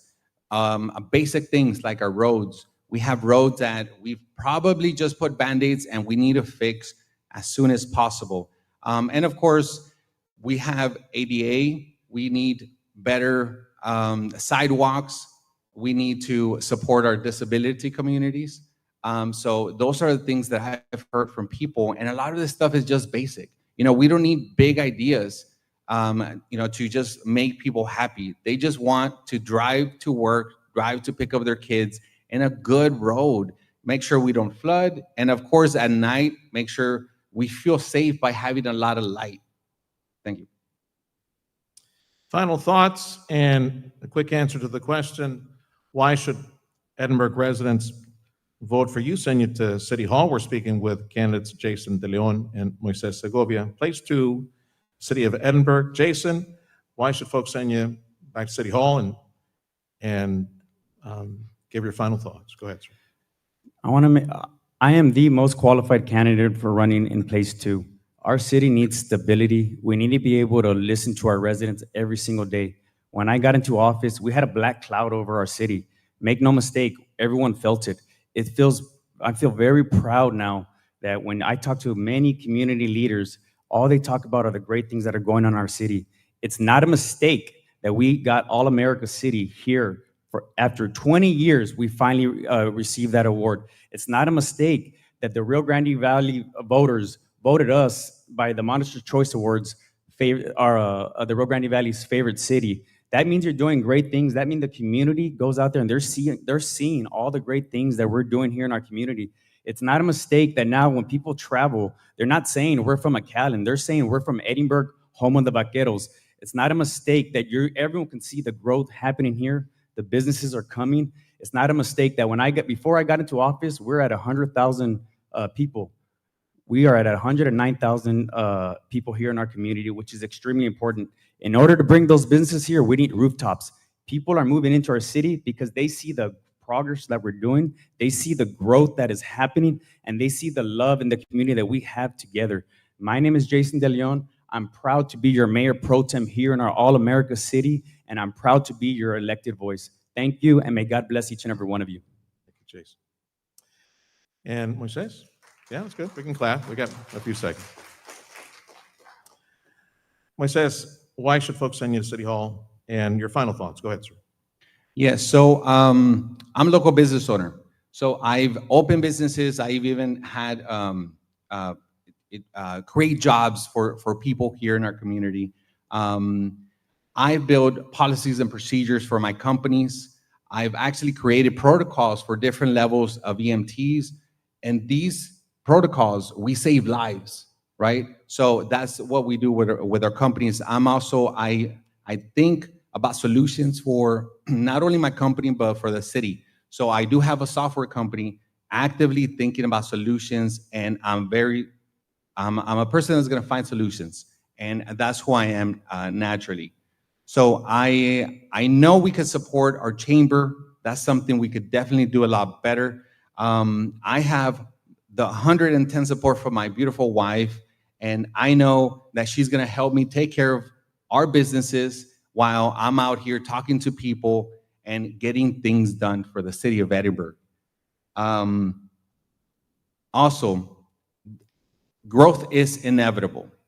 By 2030, we're gonna hit probably 124,000 in population here in the city of Edinburgh. By 2040, we're probably gonna hit 150,000. So the growth is coming. The growth it's gonna be here. I wanna be the person that's gonna guide this city in a right direction. I know I could do that with my problem-solving skills and me being a local business owner, and I know what our small businesses and our business community needs at the end of the day. Mr. Segovia and Jason De Leon, thank you for joining us today, and thank you for running. Those are the candidates for City Council, Edinburgh, Seat 2. You're listening to a special edition of the Sergio Show on News Talk 710 KURV. Also on 710 KURV social media, X Live, and YouTube Live, and Facebook Live as well. Go back and do a rewind if you'd like to meet the candidates. Our candidates will be sticking around for a few minutes if you'd like to meet them in person as well.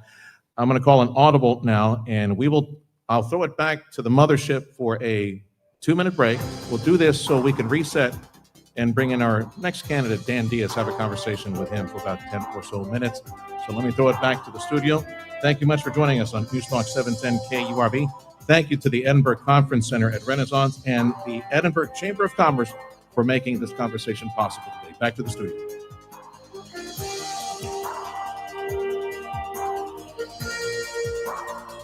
Help protect your liver and give it the support it deserves with Active Liver from New Nordic. Find Active Liver in stores at your local CVS, Meyer Grocery, or online at Amazon or at newnordicusa.com. Get ready for monster savings this month at South Texas Buick GMC. Drive the GMC Sierra for just $399 a month, or get a Buick Encore GX for $239 a month. GMC, we are professional grade, space, technology, and style. Visit SouthTexasGMC.com or call us at 956-661-5000. Take the Sherry Road exit between McAllen and Mission. South Texas Buick GMC. Not the biggest, just the best.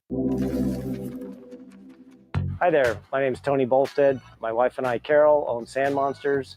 We'd like you to come on out and have fun. We've got a half-mile long track out here. It runs across about 3.5 acres. Have adult cars and kid cars, getting laps in, learning how to drive on the sand. And we also lease space to Redline Helicopters is one of our tenants here, and they've got a pad and they do helicopter tours. Lone Star National Bank and the team there really helped us get this thing put together, answered all our questions, huge help. I am Stephanie Harrison. I am the second generation owner of Sisters Interiors on South Padre Island. We had always dreamed of owning our own land and owning our own building, using our design team to create what you see here today. That's how we got involved with Lone Star National Bank. We partnered with them and they helped us, create the dream. What makes AutoZone America's #1 battery destination? Because they offer free battery testing and charging and reliable replacement batteries. And they've always got your battery solution. Get in the zone. AutoZone. This is a Fox News alert. I'm Therese Crowley. The deal is signed in Egypt. President Trump declares, "Blessed are the peacemakers." With excited relief from Israel to Gaza, the Israeli government about to vote on a peace deal with Hamas to begin with ceasefire, the release of all 48 hostages, then nearly 2,000 Palestinians. U.S. Ambassador to Israel Mike Huckabee tells Fox. The president made it very clear two things had to happen. Hamas had to deliver all the hostages, and then they would have to recognize they don't have a future in Gaza. And the consistency and clarity of the president's message is part of the reason we're here today. Hostage release expected Monday. Bipartisan praise for the president, but pitched political battles in D.C. over reopening the federal government day 9. The IRS plans to furlough nearly half its workforce, 40,000 people. America's listening to Fox News.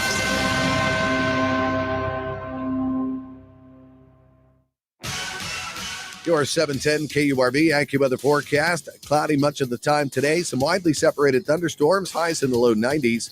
Partly cloudy, still humid tonight. Lows only in the middle 70s. Mostly sunny for us on Friday. Highs will be in the low 90s. Abundant sunshine Saturday too. Highs back to the low 90s. Sunny skies Sunday. Highs in the low 90s. And mostly cloudy Monday. Highs in the upper 80s to mid 90s. I'm AccuWeather meteorologist Jason Caterina on the Valley's official weather station, 710 KURV. Broadcasting from the Valley's commercial and fleet headquarters studio at PayneAutoGroup.com. You're listening to News Talk 710 KURV.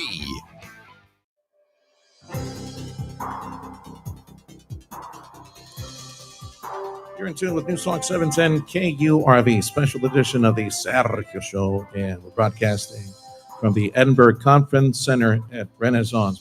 Big, beautiful conference center here on the DHR campus. Thank you to them. Thank you to the Chamber of Commerce from Edinburg who make these conversations possible today.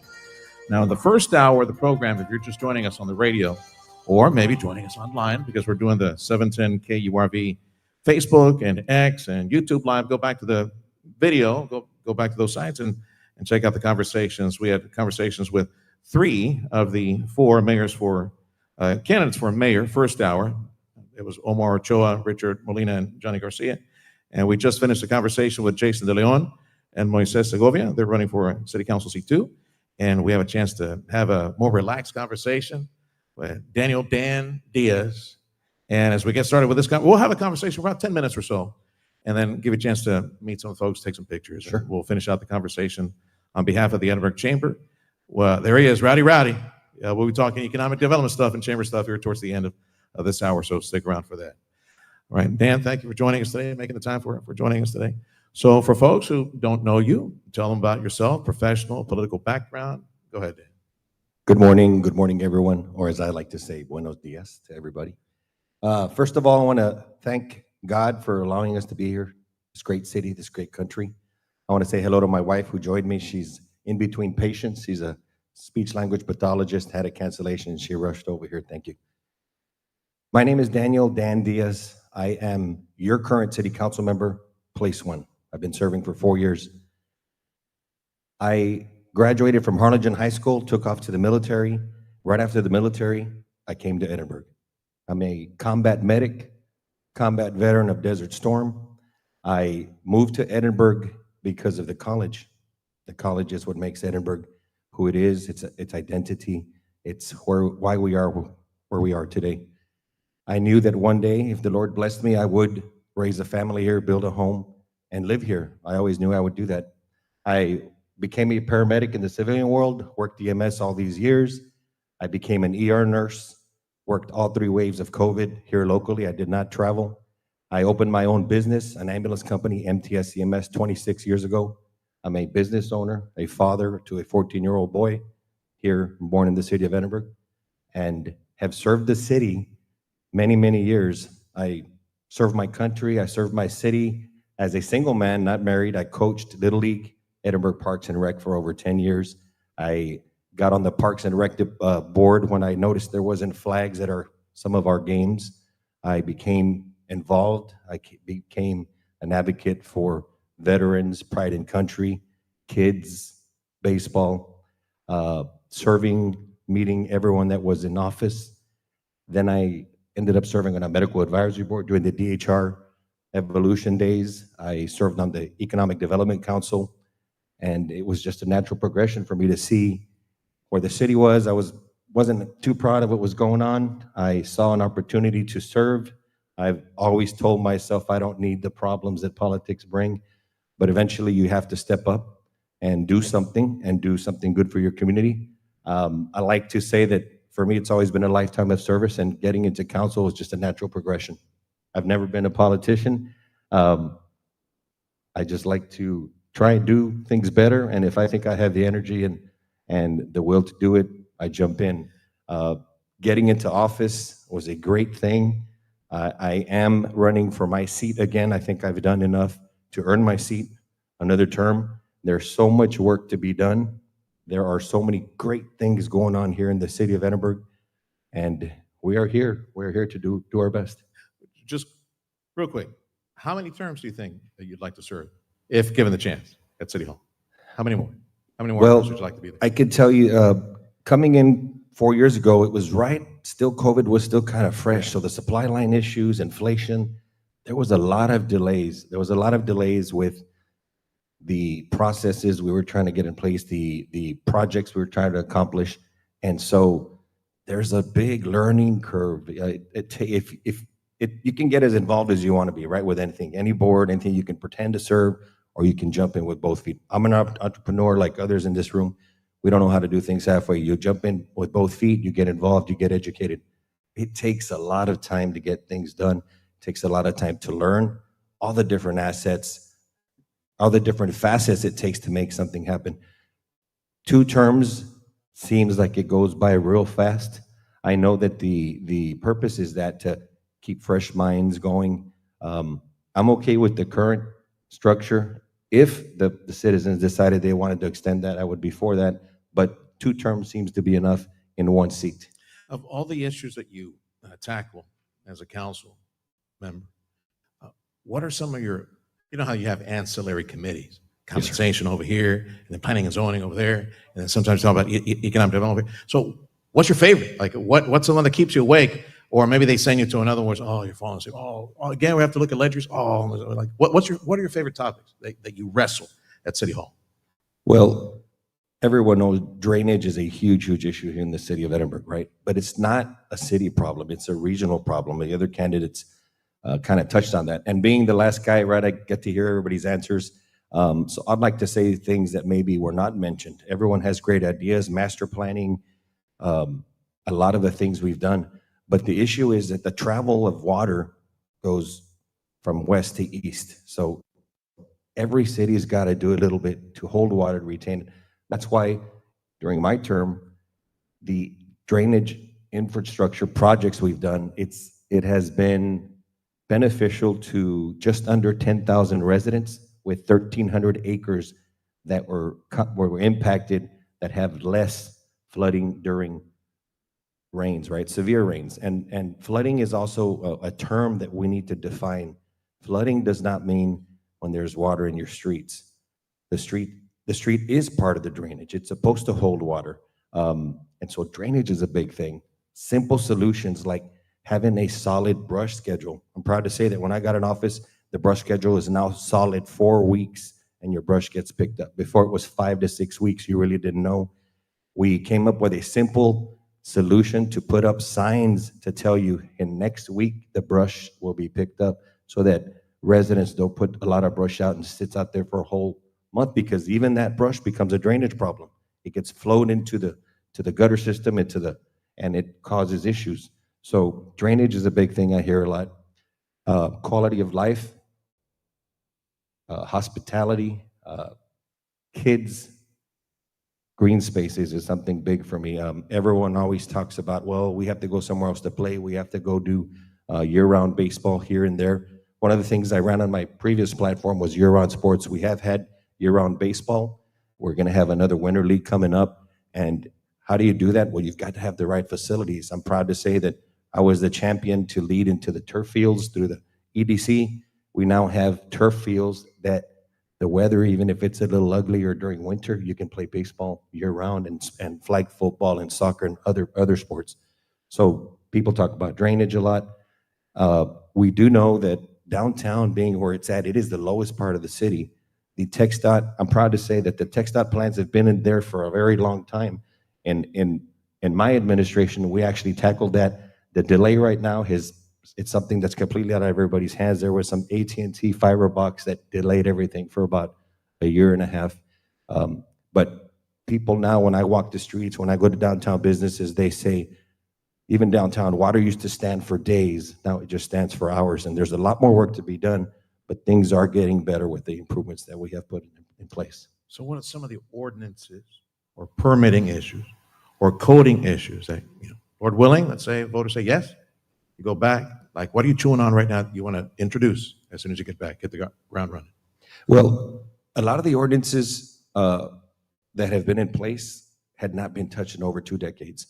We put together committees to evaluate that. There was actually a charter committee, things to put in place that were more realistic to today's times. COVID changed a lot of things, parking requirements. We now know that drive-throughs, a restaurant's drive-through business is now bigger than their actual sit-in, because COVID kind of taught us go in, get something and get on out. So parking is not the same. So we have to keep the ordinances in place for the times. You also, I tell everybody, my position is a bridge between the resident and City Hall. There's a lot of things that don't work for the resident, don't work for the business owner. So I always ask them, text me your issue, because I'm texting your words to City Hall. And then I tell City Hall, text me your response, because I'm giving them your response. There's a lot of things that we have to adjust. There's a lot of things that we have to fix as far as ordinances are concerned. Something simple, the last major hurricane we had a lot of fences that fell, mine included. All the pickets, all the 6-foot pickets were sold out in all the hardware stores. Well, when I went to go try to get a permit for my fence, I came to realize that because I wanted to do an 8-foot fence, which is the only wood that was available, I had to get a variance. And the variance itself was $450. That did not make sense to me. So I'm proud to say, with the support of the council that I was elected, we did change that. Now you do not need a variance if you're going to go above 6 feet. If you can do an 8-foot fence without a variance. Now, if you want to go higher than 8, yes, come to City Hall, because there's other issues. But little things like that kind of didn't make sense. Just basic common sense things taken to ordinances is what I want to continue to bring. I'll ask you something, and so we can close out our conversation. I'll ask you something I asked the other candidates. We're growing so fast. And there's a lot of stress at City Hall to keep up with it and think ahead and put that pipe over here and water and sewer and all that stuff, all these city services. And of course, the expansion of policing, like the ratio related to that, all that. So any thoughts on revenue generation, new revenue generation? Like, where do we find the money? Because everybody says, no, we're not going to raise your taxes. Well, push comes to shove, right? Correct. And then you have to fund, or you have to finance, right? Go get a loan for all this stuff. So any thoughts on where we find the money to keep up with the growth, the amazing growth that's taking place in Edinburg right now? Yeah, great question. So what I'll talk about with the growth, tax rates, and funding, a lot of people don't realize, and everybody here during COVID, there was monies available for everything. As we know, it seemed like the government was printing monies. There was money for this, for that. Everyone could apply. The PPP saved a lot of businesses. There was a lot of ARPA funding. Cities got a lot of monies during COVID. And so our budgets the past few years have been operating with all that money. This year, our budget, we just passed a balanced budget with the ability of keeping the tax rate the same. It was a very, very tough challenge, but a lot of those ARPA monies that were in the millions had ran out. So we had to figure out how to run the city on the current budget. And that was a very difficult thing. A lot of people don't talk about that. There was so much money, so much funding. It's now dried out. So fiscal responsibility is huge. You have to be able to run the city on your budget. We all talked about dropping the rate. We talked about homestead exemptions. We talked about the no new revenue tax rate for appraisals. It is a very hard thing. So we have to have plans. Candidate talked about master planning. I think that we do need more regional partnership to get things done. One thing I learned representing the city of Edinburg at the state level in DC, one of the first conferences I went to in DC, there is money for everything, but you have to have a champion for the city of Edinburg in DC. There is access for so many things. It's like any budget. In DC, they have all these different, and you hear all the craziness, you hear all the stuff that they're kind of cutting down on, all these programs going to other countries. There are budgets for so many things, but if you don't have somebody there to champion for your city, you're never going to have access to that. So I think that we need to have someone advocating for the city of Edinburg on the national level, on the state level. We do need a stronger grant department, and we do have a department, but we need to focus specifically on the large items that usually strain our taxes. What was the other part of your question? I'm sorry. I could go on and on about. Take about a minute to final thought. Okay, as my friends are chuckling there, when you're passionate and you speak from the heart, you could talk forever and ever. But I will say to everyone in social media, thank you for joining us. Everybody in Radio Land, thank you for joining us. Make sure you tell Sergio happy birthday all day today. 4 years ago, I ran on a very simple platform. No new taxes. I dropped the tax rate 5 cents. I ran on upgrades to our airport. Happy to say that our planning, we have, in my term, 20 million advancement for the city of Edinburg. We have got $20 million, 10 1 year and 10 million just recently. I ran on better quality of life for sports. I advocated for the turf fields that we now have. I ran on senior citizen activities. Everybody that goes to El Tule knows there's a senior citizen program there. Everybody loves it. I'm working on getting some other things here to the city for seniors. I also ran on infrastructure. I can talk all day about the numbers, but one of the numbers I'll talk about is the 10,000 residents affected in the last 4 years. So much that we have done here in the city. I'm very proud of getting the All-America City designation. In 20 years, that hadn't happened. The city is making all sorts of state and national markers. We have a 16% growth in tax sales from the last year to this year. The only city in the valley to make double digits. And we now have 109,000 people here. That's probably 7,000 or 8,000 more people than when I ran 4 years ago. Yeah, the double-digit growth, that's me at TJ Maxx buying stuff I really don't need too often at the Edinburg store. TJ Maxx, of course, UT Vaqueros puts Edinburg on the map once again, right? Division I football. Oh, my goodness. The first day being there, it was surreal to me to see everything we've talked about. We could not have done it with the cooperation of the EDC that's in the room.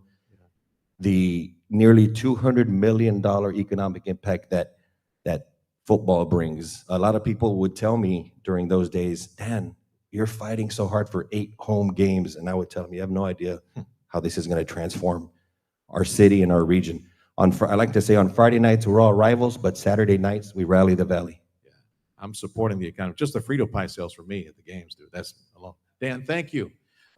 Working hard to get back to City Hall. Dan, thank you for joining us. And thank you, sir. Thank you, everybody, for joining us. From Edinburg City Council, seat 1, Dan Diaz. We're going to go back to the mothership for about a minute or two and reset. We're going to close out this broadcast conversation with Del Garza. I'm loving the working. Roddy Rat will be joining us also with our family at the Edinburg Chamber of Commerce. This is Newstalk 710 KURV. Saturday. And we're broadcasting from the Edinburg Conference Center at Renaissance. This presentation today, special presentation, made possible by the Edinburgh Chamber of Commerce. Back to the studio for 2 minutes.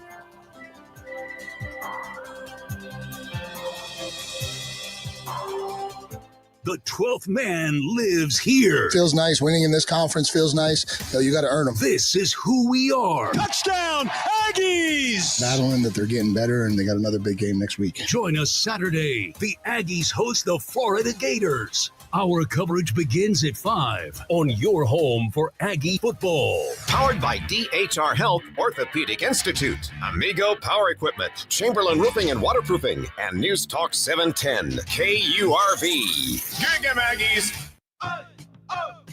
Let's go! You're still glowing, flirting, grooving. You still got it. But your immune system weakens as you age, making it harder to fight flu, pneumococcal pneumonia, RSV, and COVID-19. Vaccines are a key part of any health routine and help strengthen your immune response. Ask your doctor or pharmacist which vaccines you need. Schedule in minutes at vaxassist.com.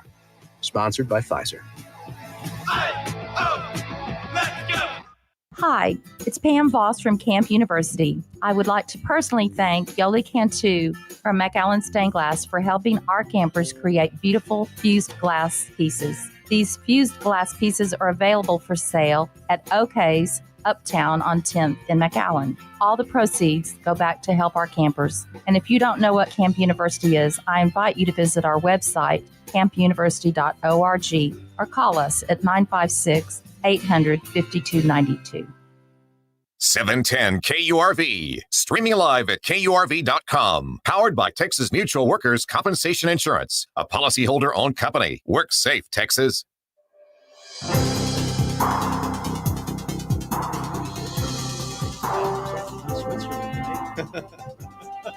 you go bike riding this morning? I did. Yeah. Everyone. Test.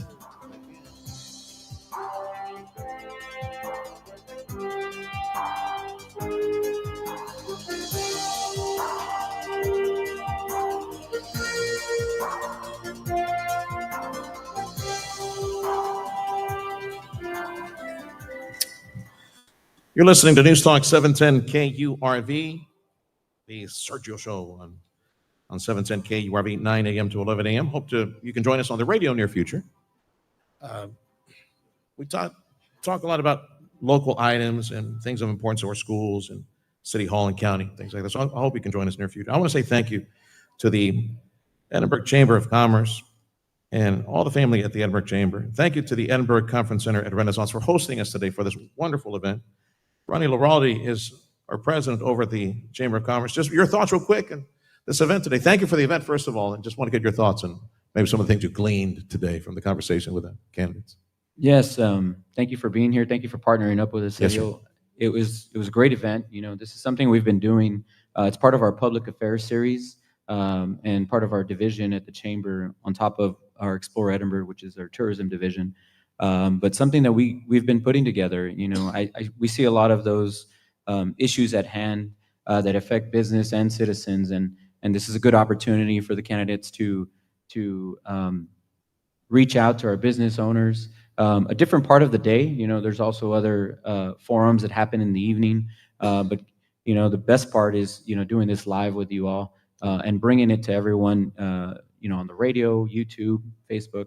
It's very important for us to be in touch with the business community. We're a strong organization, and we just turned 100 And so business, everyone knows business runs the city, and without business, there's no growth. So. Yeah. You look pretty good for 100, I got to say. Real good. No more than 29-30, I would say. Yeah. That's Ronnie Loraldi. He's the president of the Edinburg Chamber of Commerce. Rodel Garza, I love being referred to him as Rowdy Rowdy. We get economic reports from our city of Edinburg from time to time. So, Rowdy, I heard, as far as the economic development, like low-hanging fruit from the candidates, right? Things like more sports facilities, capitalizing on that, medical, nightlife, the vaqueros. Just your thoughts on recruitment for hotels, business. Well, good morning, and thank you for having us here. Of course, also thank you to the Chamber for putting this on. What all the candidates were talking about, in my opinion, and listening to them, is placemaking. That's what we call building the environment, working on the atmosphere where people want to be somewhere. People want to be where they can work, live, play, do everything in one spot. They do that, in where they choose to live because of the schools. They do that because of the amenities that the cities offer. For example, Dan Diaz talked about the turf fields and how important they are. They talk about downtown and how important it is to work on downtown and revitalizing downtown. Well, we've had 2 rounds of what we call the FLIP program that Dan Diaz actually helped us get started. He kept pushing me to do something for small business, and we've done it for 2 years in a row, where we've done basically a $10,000 grant to now over 80 businesses.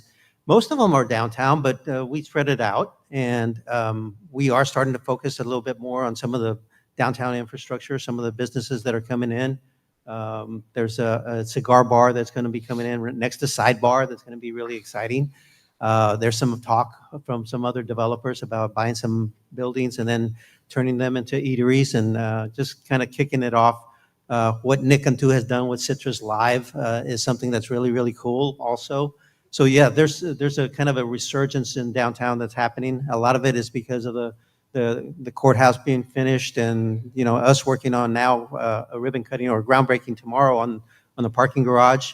There's still some issues that need to be addressed. You all heard, you mentioned it, flooding. But placemaking is very important. That's what they're talking about.